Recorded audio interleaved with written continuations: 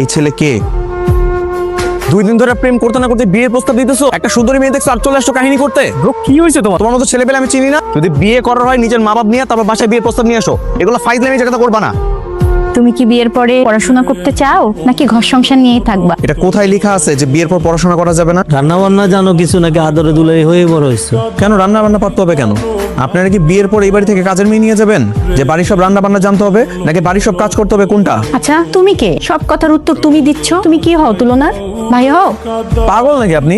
কিছু মনে করো না, ওরা ছোটবেলা থেকে একসাথে বড় হয়েছে, খুব ভালো বন্ধু ওরা। হুট করে মেয়েটার বিয়ের কথা চলছে তো তাই একটু উল্টাপাল্টা কথা বলছি। মেয়ে আমাদের পছন্দ হয়েছে, আমরা কি বিয়ের কথা আগাবো?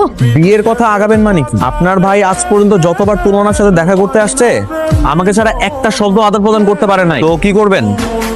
কবুল বলার পর আপনার ভাইয়ের সাথে কি আমাকেও বাসর করে পাঠাবেন? আমি দুঃখিত।